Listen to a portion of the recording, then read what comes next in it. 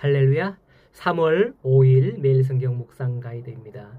오늘 말씀은 누가복음 9장 1절에서 17절의 말씀입니다. 옛날에는 회사가 거의 군대식으로 상명하복 체계로 이루어져 있어서 윗선에서 지시를 하면 그것을 밑에서 진행해 나가는 그런 식으로 되어 있었습니다. 회사 임원들 외에 부장이나 과장이나 대리 등등의 직책으로 내려가면서 그 일들을 지시받아서 할당받아서 진행을 하죠. 그러나 근래에는 회사들이 보면 팀 체제로 나가는 그런 회사들이 많이 있다고들 합니다. 어떤 하나의 작업이나 과제가 떨어지면 어느 팀에서 할지 정한 후에 팀장을 중심으로 동등한 위치에서 일을 진행하면서 팀 간의 경쟁도 유도하면서 각 사람의 재능도 드러나고 성과도 훨씬 좋아진다고 하죠. 이것을 효율적으로 하기 위한 그런 방식이라고 채택을 하는데, 상명하복 체제에서는 어떤 시키는 일만 하면 되지 더 하려고 하지 않죠. 제가 유독 그런 걸 많이 느낀 단체가 공무원이에요. 하지만 어떤 작업을 하거나 어떤 사업을 하거나 이런 분들 많이 느낄 텐데요. 돈 내기라는 말 들어보셨어요? 그날의 어떤 일정한 분량을 맡깁니다. 그러면 그걸 빨리 끝내면 끝나는 대로 일을 마칠 수 있는 방식이기 때문에 맡은 일에 대해서 죽기 살기로 하는 그런 경우가 종종 있습니다. 그런 의도는 오늘 말씀이 아닙니다만, 예수님께서는 오늘 본문의 말씀에서 보니 자신의 사역을 제자들에게 일부 위임하여 주더라, 이걸 이야기하다가 보니까 어떤 생각이 없을까 하다 보니 이런 생각을 하게 되었는데요. 예수님께서 자신의 사역, 어떤 사역이죠? 가르치고 전파하시고 고치는 사역이잖아요. 그 사역을 제자들에게 일부 위임하여 주시는 것을 오늘 본문에서 볼 수가 있는 거예요. 1절에 예수님께서는 12명의 제자를 불러다가 귀신을 제어하고 병을 고치는 능력과 권위를 주셔서 하나님의 나라 복음을 전하라 라고 하십니다. 이전까지는 예수님의 제자들을 데리고 다녔지만 홀로 하셨고 그들은 거의 보조적인 역할 뿐이었습니다. 그런데 이젠 12명이 각각 하나하나 그 일들을 담당하게 된다면 어떨까요? 예수님 혼자 하는 것보다도 12배로 더 많은 병자들을 고치며 복음을 전할 수가 있게 되는 거죠. 우리 교회도 지난주에 여자 순을 3개로 나눴잖아요.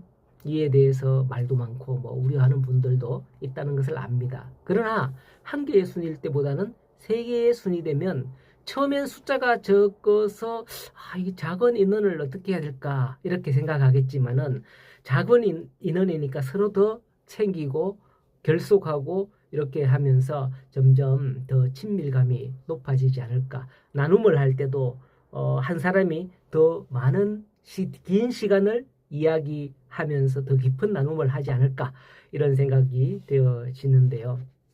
교회적으로 볼 때는 어쨌든 그렇게 하다 보면 그 작은 하나의 순이 또 원래의 순대로 이렇게 늘어나게 되면 교회적으로 볼 때는 3배로 많아지게 되어 있는 거예요. 어쨌든 그런 원리가 있으니까 그런 역할들을 각 순에서 잘 감당하면 좋겠습니다. 오늘 말씀 6절에 보면 제자들이 그렇게 사명을 받고 각 마을로 두루 다니며 곳곳에 복음을 전하며 병을 고치고 있다라고 합니다. 그렇게 마을을 휩쓸면서 다니니까 그 지역에 소문이 났을 거 아니에요. 저 사람들이 누구냐? 누구누구의 제자다. 이렇게 소문이 날 거 아닙니까? 그걸 헤롯 왕도 들었다라는 거죠. 그런데 7절에 헤롯은 그 말 듣고는 심히 당황합니다.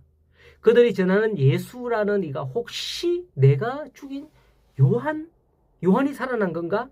아니면 엘리야인가? 아니면 옛적 선지자가 다시 살아난 건가? 사람들이 그렇게 말하기 때문이죠. 헤롯이 전에 세례 요한을 죽였기 때문에 그 죄 때문에 그는 당황하게 된 겁니다. 그래서 그가 누구인지 내가 그를 봐야 되겠다라고 하며 불안해하고 있죠. 세례 요한을 죽인 일에 대한 그런 내용은 마가복음 6장에 상세하게 기록되어 있어요. 누가복음보다는. 자, 어쨌든 헤롯이 이로 인하여 불안해하더라는 겁니다. 그렇습니다. 일전에 등불 비유를 말씀해 드렸듯이 복음이 전파되는 곳에 드러나지 않을 것은 없습니다. 헤롯은 자기 죄로 말미암아 이처럼 당황하고 소란하게 되었던 겁니다. 자기 죄가 있으니까요. 여러분은 복음 앞에 어떤 마음이실까요? 평안입니까? 예, 예수님께서는 말씀하셨어요. 평안을 너희에게 주노니 라고 하셨던 그 주님의 평안이 복음으로 말미암아 여러분들의 삶에 가득하게 되기를 간절히 소원합니다. 자, 이후 이렇게 사명을 받아 나아갔던 12명의 제자들이 돌아옵니다. 그렇게 돌아오는 제자들을 10절에 보니까요. 사도들이라고 하래요. 사명을 받고 보냄을 받은 자들이라는 뜻이죠. 그들이 돌아오자 예수님께서는 벳세다라는 고을로 같이 이동하셨고요. 동일한 내용이 나오는 마가복음 6장에 보면 이르시되 너희는 따로 한적한 곳에 잠깐 쉬어라. 그래서 수고했다는 거예요. 그래 너희들 고생하고 왔으니까 좀 쉬어라. 이렇게 하시면서 가는 곳이 사실은 벳세다거든요. 그러나 사도들로 말미암아 천국 복음을 들었던 자들이 가만히 있겠어요? 그들을 따라왔겠죠. 그들이 제자들과 예수님을 만나기 위해서 나왔다라고 합니다. 지금 이들이 어디로 왔는지 아십니까? 벳세다 광야예요. 아무것도 없는 광야, 들판, 사막까지 예수님의 복음을 듣기 위해서 나온 것을 볼 수가 있는 거죠. 그렇습니다. 천국 복음이 전파되면 사람들이 몰려오게 됩니다. 그곳이 비록 광야라 할지라도 말이죠. 내 안에 진정 복음이 있다면 우리도 광야로 나아갈 각오가 될 거예요. 예수님도 복음 사역을 처음 시작하면서 광야로 나갔습니다. 하지만 복음이 내 마음에 없다면 내가 왜 그래야 돼? 라면서 광야를 거부할 수도 있습니다. 그렇게 광야로 나아갔을 때에 무리들이 따라왔고 또 날이 저물도록 하나님 나라 복음 앞에 그들은 서게 됩니다. 그걸 듣죠. 그리고 주님께 요구받은 것은 이 무리들에게 너희가 먹을 것을 주라라고 제자들은 요구를 받아요. 만일 이 시대라면 또 앞서 얘기했던 반응이 나오겠네요. 내가 왜? 하지만 본문만큼 제자들은 13절에 여짜오되 우리에게 떡 5개와 물고기 2마리밖에 없으니 이 모든 사람을 위하여 먹을 것을 사지 아니하고서는 할 수 없나이다 라고 합니다. 물론 다른 복음서에 보면 계산이 빠른 제자 중에서 이런 말을 합니다. 우리가 이들을 먹이려고 하면 200데나리온의 떡이 필요합니다 라고 하기도 하죠. 자, 너희가 먹을 것을 주라는 데에 대해 여러분은 어떤 반응을 할까요? 예수님이 만약에 너희들이 먹을 걸 주라. 교회에 나온 사람들에게 너희들이 입을 것, 좀 잘 곳 이런 데를 마련해 주라. 만약에 예수님께서 우리에게 목사인 저에게 그렇게 말했다면 저나 또 여러분들은 어떤 반응을 하게 될까요? 저도 아마 계산하고 있지 않겠나 싶습니다. 그런데 하나님의 나라는 지금 계산하는 게 아니라 포도원의 농부들이 한 달란트씩 받기로 하고 일하러 들어간 비유에서처럼 마지막 때 계산하는 거예요. 마지막 때 계산하는 거예요. 그것도 내 방식대로 계산하는 게 아니죠. 예수님의 방식대로 마지막 때 계산하시는 거예요. 이 무리들을 이끌어 가시는 예수님께서 그때 어떤 마음이셨을까요? 예수님께서는 그들에게 50씩 나누어 앉히라고 하십니다. 사실은 예수님께서 제자들에게 이 부담을 지으시려고 너희가 먹을 걸 주라 이렇게 한 게 아니에요. 제자들이 할 일은 자리를 정돈하고 질서를 갖추게 하는 거예요. 그때 하늘을 우러 축사한 후에 5,000명이 다 배불리 먹고도 남는 오병이어의 기적을 일으키십니다. 한 아이의 도시락을 가지고 말이죠. 예수님은 결코 제자들에게 너희가 이 모든 걸 해라 라고 부담시키려고 한 게 아님을 알 수 있습니다. 다만 믿고 순종하며 질서 있게 나아갈 때 예수님께서는 기적을 일으키십니다.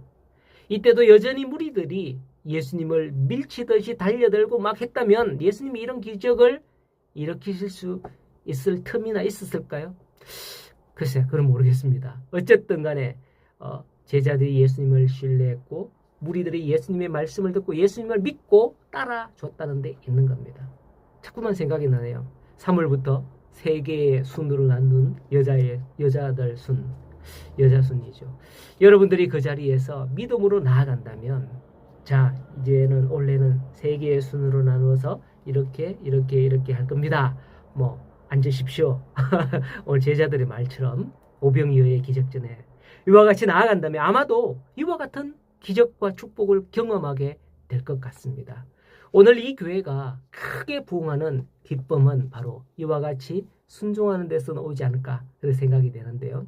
이 말씀을 뭐 기존 해설과는 다양한 또 다른 각도로 볼 수도 있습니다. 저는 되도록 여러분들이 기존 각도로 보는 것도 중요하지만은 말씀의 묵상 시간, 이 시간은 설교 시간은 아니에요. 설교 시간은 아니기 때문에 이 말씀의 여러분들의 묵상과 적용은 현재 내 상황 가운데 기적을 일으키실 예수님의 마음으로 볼 수 있으면 좋겠습니다. 물론 성경적 가이드라인을 벗어나지 않는 수준에서 말이죠. 자, 이러한 가운데에 오늘 말씀을 묵상함에 있어서 오늘도 어떤 환경과 상황에서도 주님을 신뢰하며 따르는 저와 우리 모든 성도들이 되기를 간절히 소원합니다.